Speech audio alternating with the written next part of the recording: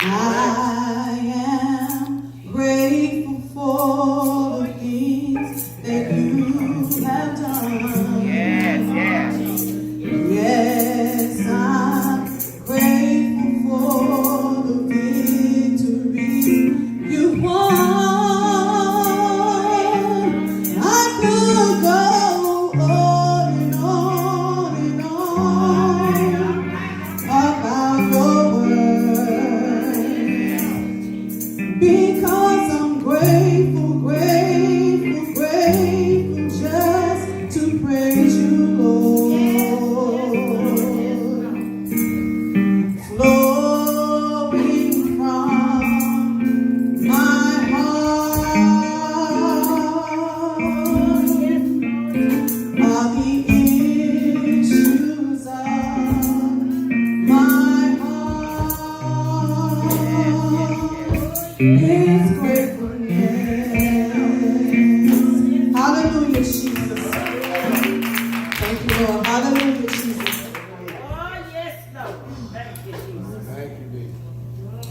First, I want to just say thank the Lord for Pastor Monty for allowing us to be able to stand before you all and give you just a few encouraging words or words of praise, however you want to put it. But I just thank the Lord for allowing him to just give us that opportunity. Because like we've heard throughout the years, women aren't even supposed to be up here. But he's not the norm, so I thank God for that. Hallelujah, Jesus. I thank God for that. I didn't know if I was going to be able to get up here this morning, because I was laying in bed and I was looking through some notes and stuff that I had written down, and something just kept saying, don't get on Facebook, don't get on Facebook. But you know how I'm hard-headed, so of course I got out there on Facebook and started doing my usual scrolling through, looking at my friends' timelines and everything, and I saw where a young lady that I grew up with, she made a post on Facebook and she was going off on somebody. She was telling me, how can you call me and ask me what happened to my family member when you haven't been around? Nobody knows where you are or where you've been, and now all of a sudden you're so concerned about her. So I'm like, well, who was she talking about? So I kept continuing to scroll through. And I should have stopped right where she stopped, but I continued to scroll through. And when I got down to the bottom, I saw the picture of my best friend from childhood. And it said, rest in peace. And that tore me up. And that's where the wailing comes, because that tore me up. And I was wailing. Pastor was laying in bed, he even know I was crying. That thing tore me up. And when I say my best friend, I'm talking my best friend. We did everything together. We grew up in the projects together. We were right down the hall from one another. And every day we would walk to school together or walk to the bus stop together. We went to the store. We did everything together. But you know, life brings about a change. People grow apart. You don't see people for 10, 15, 20 years. I haven't seen Kanish in years. I saw her on Facebook and I sent her a friend's request, but I think because of the lifestyle that she was in and where I am, she wouldn't accept my friend's request. But I said, that's okay. That's all right. But I always thought about it and wondered where she was and what was going on with her.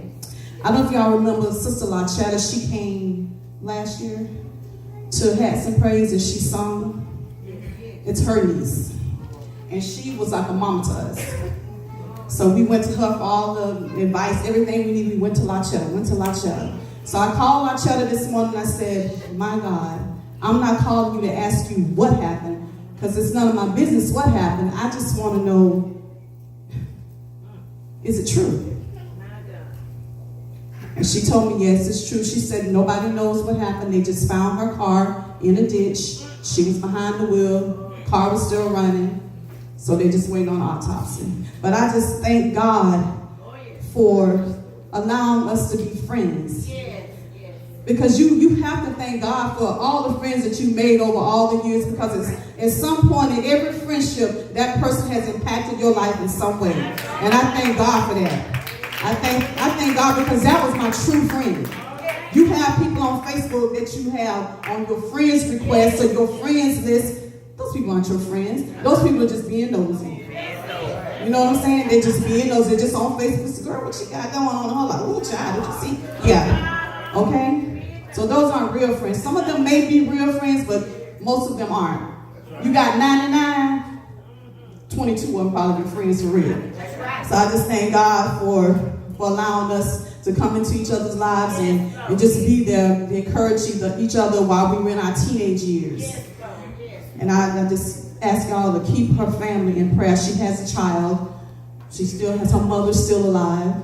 She's her mother's only daughter. So I'll just ask y'all to pray for her family. So let me get into this word. It says from wailing to worship. And I just gave you a brief example of wailing. I read in the Bible in Jeremiah. Scripture.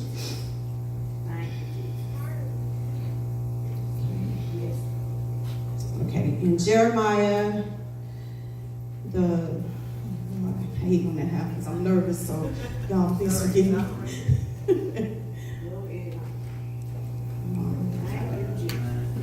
Okay, it's Jeremiah, the 9th chapter. And it was the 17th verse, and it says, Thus saith the Lord of hosts, Consider ye, and call for the mourning women, that they may come, and send for cunning women, that they may come. And let them make haste and take up a wailing for us, that our eyes may run down with tears, and our eyelids gush out with waters. For a voice of wailing is heard out of Zion. How are we spoiled? We are greatly confounded, because we have forsaken the land, because our dwellings have cast us out. And what that is talking about, I had to read a little bit more. I had to go back up and start. You know how you have to start from one and then read now? I had to do a little bit of reading to find out what that was talking about. And that was, God is getting ready to do some stuff. The people of Israel have turned their back on God. They have started doing all kind of sinful things. Their idolatry, all kinds of sin. You name it, they was doing it. And he was getting ready to bring down the wrath upon them. And in the Bible, back in the Bible days, they had what they call wailing women. Wailing women. And their primary goal, their job, their occupation was to cry for other people. Was to mourn for others. But I brought up a point to Pastor this morning. I say, now, they had the job, the occupation. I don't know if they got paid for it, but they had the occupation to cry and wail and mourn for other people. But I'm still feeling the pain. What they feeling? Can't nobody cry for you. You got to cry for yourself. And sometimes crying makes you feel 100% better. I know it does for me. Sometimes I be so mad. Oh my God, I be so mad to the point I just want to just hurt somebody.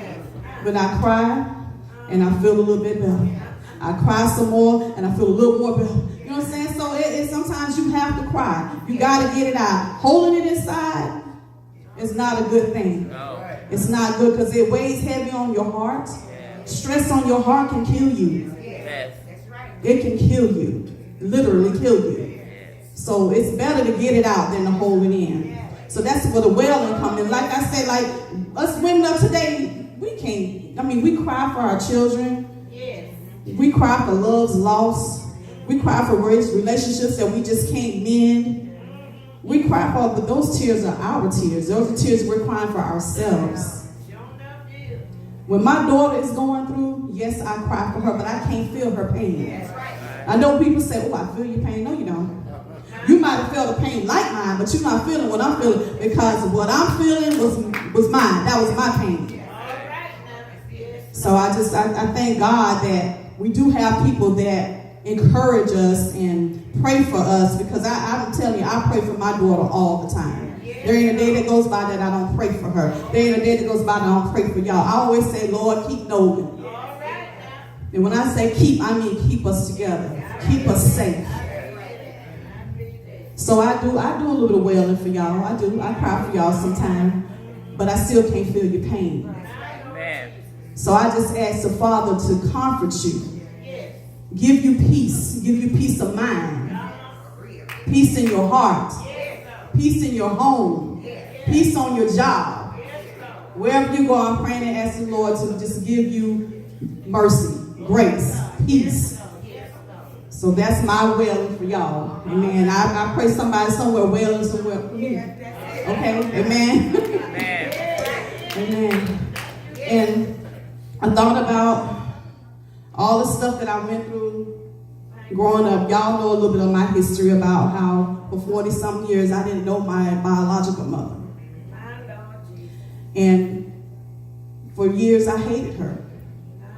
I'm not even gonna lie to you. I did. I hated her.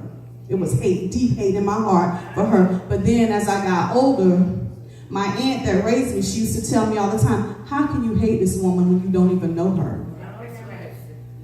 But you say you love God. You ain't never seen God either, but you're loving on him. So how you say you hate your mother? She said, don't be that way. She said, you can't be that way. She said, you're going off of what other people have told you. Once you meet her and you get the story for yourself from her, you get it from the horse's mouth, then you make up your decision. You make up your opinion about that then. She said, but as for right now, don't do that. So when I got the opportunity to meet my mother, things were smooth for a while, but it didn't turn out as good as I hoped it would.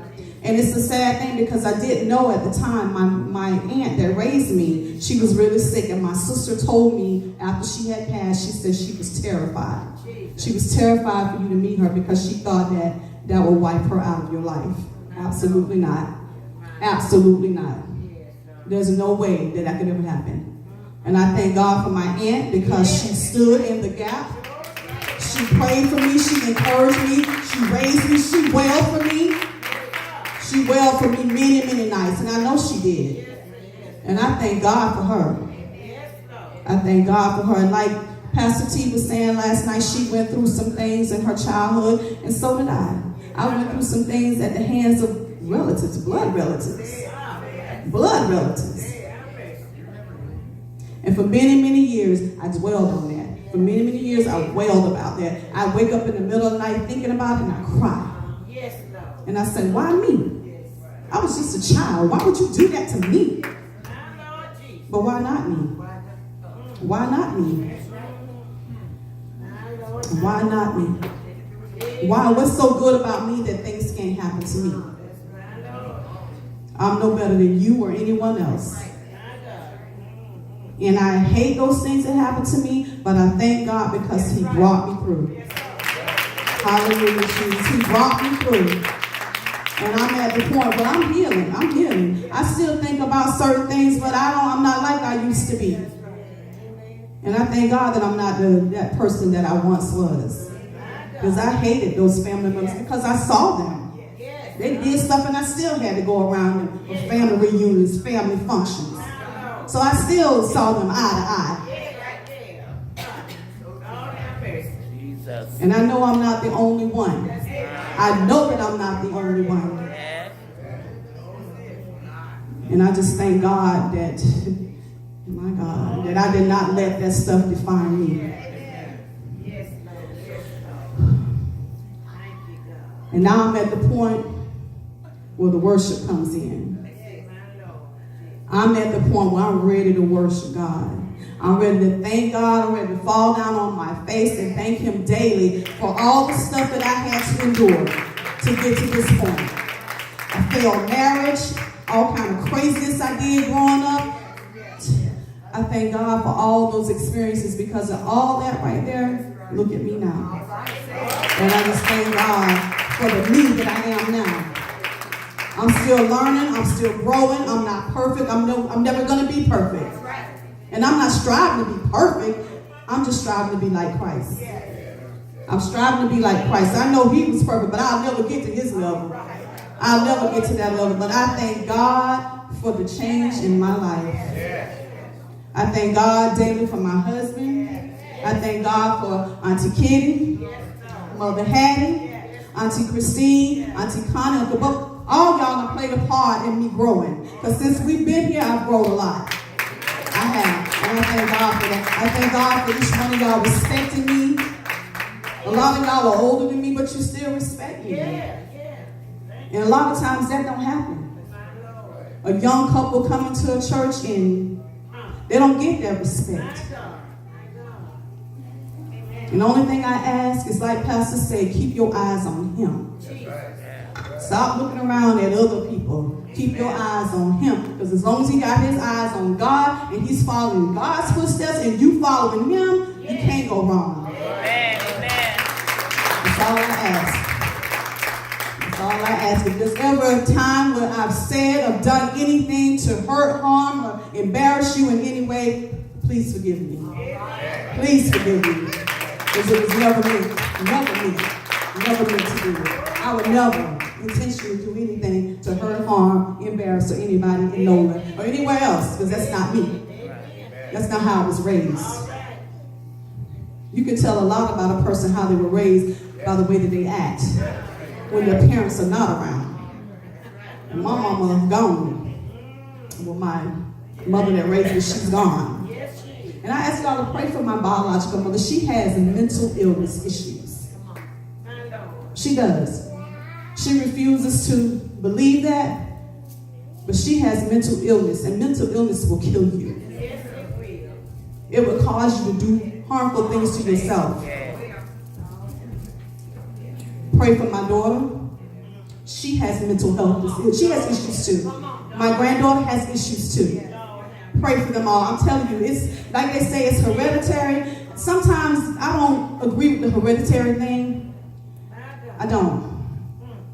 Sometimes it's just a mind thing. It's just a mind thing. And I don't do the pity party thing, but I ask God to pray for me. And just, that's all I have.